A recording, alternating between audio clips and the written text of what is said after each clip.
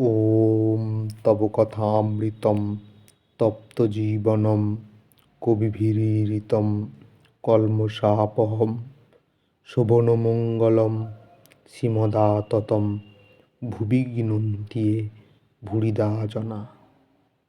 শ্রী শ্রী রামকৃষ্ণ কথামৃত। তব কথামৃতম, তোমার কথা কিরূপ না অমৃতম, অমৃতের সমান। তপ্ত জীবনম, যা তিতাপে তাপিত মানুষের মনে শান্তি বাড়ি বরিশন করে। কবিভিরীড়িতম, কবিরা সর্বদাই তোমার গুণগান করেন। কল্মষাপহম, তোমার কথা, ভগবানের কথা, ঈশ্বরের কথা কি করে না আমাদের কালিমা নাশ করে। শোভনমঙ্গলম, যা শুনে আমাদের পরম মঙ্গল হয়। শ্রীমদাততম, তোমার কথার শেষ নাই। সমুদ্রের যেমন অন্ত নাই, আকাশের যেমন অন্ত নাই, সেইরূপ ভগবানের কথার শেষ নাই। ভুবি গিনন্তি ভুরিদা জনা, এই ভূমণ্ডলে যাঁরা সর্বদাই তোমার গুণগান করে, ধন্য তারা, ধন্য তাদের জীবন। পঞ্চম পরিচ্ছেদ।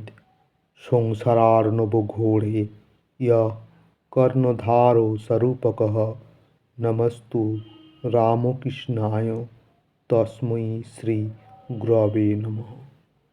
এই সংসাররূপ ঘোর সমুদ্রে যিনি আমাদের কর্ণধারক স্বরূপ, পথপ্রদর্শক স্বরূপ, গুরুরূপী সেই রামকৃষ্ণকে আমার প্রণাম। ভক্তির উপায়। মাস্টার বললেন, ঈশ্বরে কি করে মন হয়? শ্রীরামকৃষ্ণ, ঈশ্বরের নাম গুণগান সর্বদা করতে হয়। আর সৎসঙ্গ, ঈশ্বরের ভক্ত বা সাধু এদের কাছে মাঝে মাঝে যেতে হয়। এই সংসারের ভিতর ও বিষয় কার্যের ভিতর রাত দিন থাকলে ঈশ্বরে মন হয় না। মাঝে মাঝে নির্জনে গিয়ে তাঁর চিন্তা করা বড় দরকার। প্রথম অবস্থায় মাঝে মাঝে নির্জন না হলে ঈশ্বরে মন রাখা বড়ই কঠিন। যখন চারা গাছ থাকে তখন তার চারদিকে বেড়া দিতে হয়। বেড়া না দিলে ছাগল গরুতে খেয়ে ফেলে। ধ্যান করবে মনে, কোণে ও বনে। আর সর্বদা সদসৎ বিচার করবে, ঈশ্বরই সৎ কিনা নিত্য বস্তু, আর সব অসৎ কিনা অনিত্য। এই বিচার করতে করতে অনিত্য বস্তু মন থেকে ত্যাগ করবে। মাস্টার বললেন, সংসারে কি রকম করে থাকতে হবে? শ্রীরামকৃষ্ণ বললেন, সব কাজ করবে, কিন্তু মন ঈশ্বরেতে রাখবে। স্ত্রী, পুত্র, বাপ, মা সকলকে নিয়ে থাকবে ও সেবা করবে যেন কত আপনার লোক, কিন্তু মনে জানবে যে তারা তোমার কেউ নয়। বড় মানুষের বাড়ির দাসী সব কাজ করছে, কিন্তু দেশে নিজের বাড়ির দিকে মন পড়ে আছে। আবার সে মনিবের ছেলেদের আপনার ছেলের মতো মানুষ করে, বলে আমার রাম, আমার হরি, কিন্তু মনে বেশ জানে এরা আমার কেউ নয়। কচ্ছপ জলে চড়ে বেড়ায়, কিন্তু তার মন কোথায় পড়ে আছে জানো? আড়ায় পড়ে আছে, যেখানে তার ডিমগুলি আছে। সংসারে সব কর্ম করবে, কিন্তু ঈশ্বরে মন ফেলে রাখবে।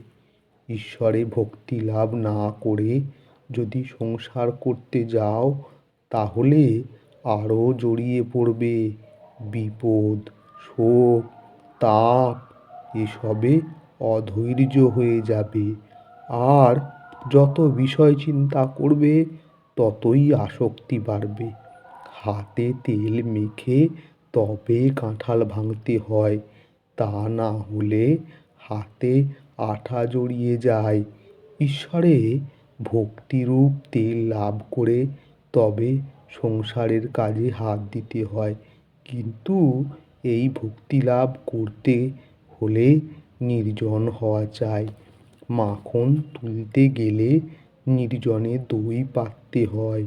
দইকে নাড়ানাড়ি করলে দই বসে না।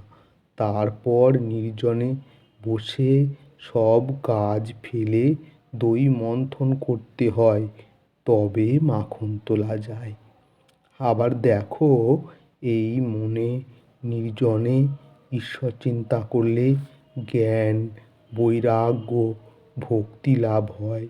কিন্তু সংসারে ফেলে রাখলে ওই মন নীচ হয়ে যায়। সংসারে কেবল কামিনী কাঞ্চন চিন্তা। সংসার জল, আর মনটি যেন দুধ। যদি জলে ফেলে রাখো তাহলে দুধে জলে মিশে এক হয়ে যায়। খাঁটি দুধ খুঁজে পাওয়া যায় না। দুধকে দই পেতে মাখন তুলে যদি জলে রাখা যায় তাহলে ভাসে। তাই নির্জনে সাধনা দ্বারা আগে ভক্তিরূপ, জ্ঞান ভক্তিরূপ মাখন লাভ করবে। সেই মাখন সংসার জলে ফেলে রাখলেও মিশবে না, ভেসে থাকবে। সঙ্গে সঙ্গে বিচার করা খুব দরকার। কামিনী কাঞ্চন অনিত্য, ঈশ্বরই একমাত্র বস্তু। টাকায় কি হয়? ভাত হয়, ডাল হয়, কাপড় হয়, থাকবার জায়গা হয়, এই পর্যন্ত। ভগবান লাভ হয় না। তাই টাকা জীবনের উদ্দেশ্য হতে পারে না। এর নাম বিচার। বুঝেছ মাস্টার? আজ্ঞে হাঁ। প্রবোধচন্দ্রোদয় নাটক আমি সম্প্রতি পড়েছি। তাতে আছে বস্তুবিচার। শ্রীরামকৃষ্ণ বললেন, হাঁ, বস্তুবিচার। এই দেখো, টাকাতেই বা কী আছে, আর সুন্দর দেহেই বা কী আছে? বিচার করো, সুন্দরীর দেহতেও কেবল হাড়, মাংস, চর্বি, মল, মূত্র এই সব আছে। এই সব বস্তুতে মানুষ ঈশ্বরকে ছেড়ে কেন মন দেয়, কেন ঈশ্বরকে ভুলে যায়?